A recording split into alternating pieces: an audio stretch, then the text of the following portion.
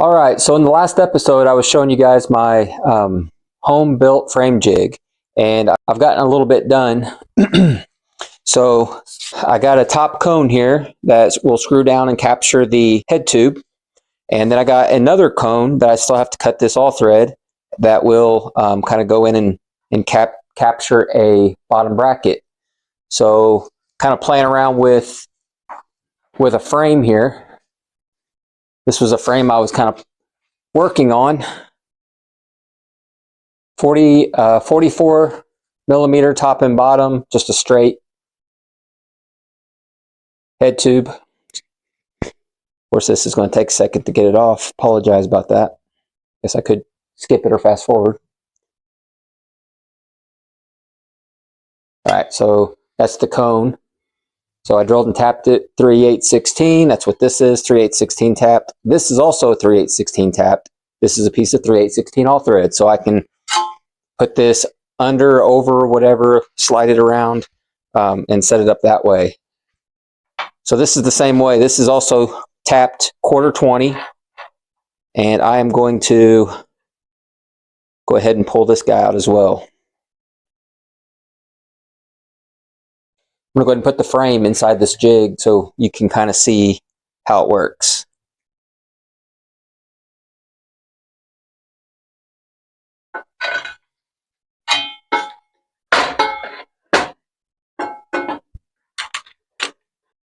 Got to screw this piece of all thread into the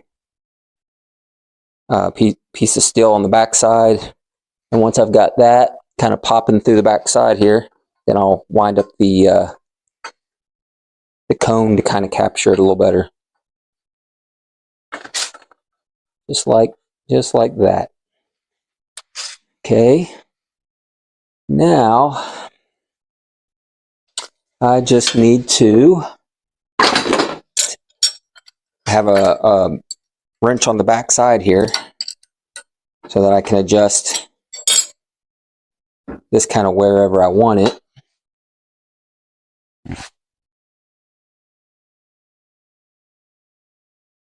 That tight. So go ahead and show you what I got. So I did kind of like a V block here for this to go into. I do still have to drill into this and put a nut into this so that I can tighten this, get this at the angle that I want. Temporarily, I could probably throw a strap around this or something. This is the head tube piece.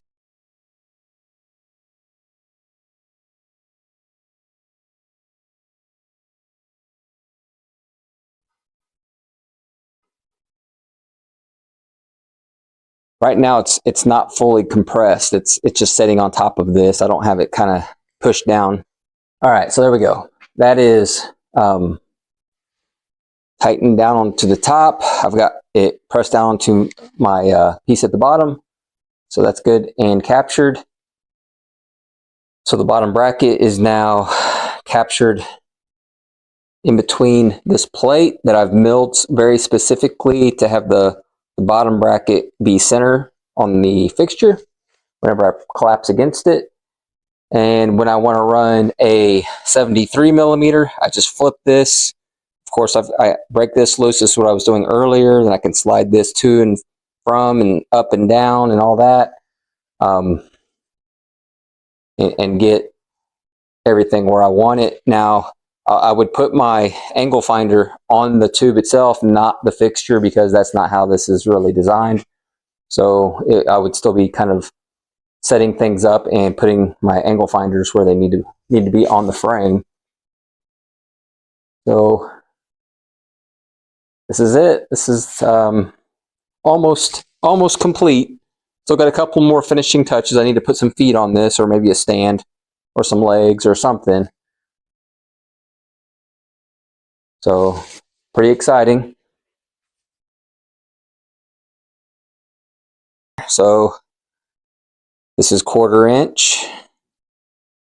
So that one's done. And this one's done. This one is the brake side. And I also got my brazing rods came in. So this frame here is mild steel, and I'm just welding it together. But I do have, I'm going to start using the braze, and I got the flux to go with the braze. So I will start doing chrome moly frames is the plan. So it's pretty cool. See if we can look down this guy. Pretty good to me. Of course, I don't have the steadiest of hands. I think it's pretty cool. All right, so this is the frame jig that I was sharing with you last week, and it's nearly complete. Playing around with this frame, doing some welding with some steel and stuff like that. I think it's looking pretty awesome, and just wanted to share it. So hope you enjoyed the video. Thanks for watching.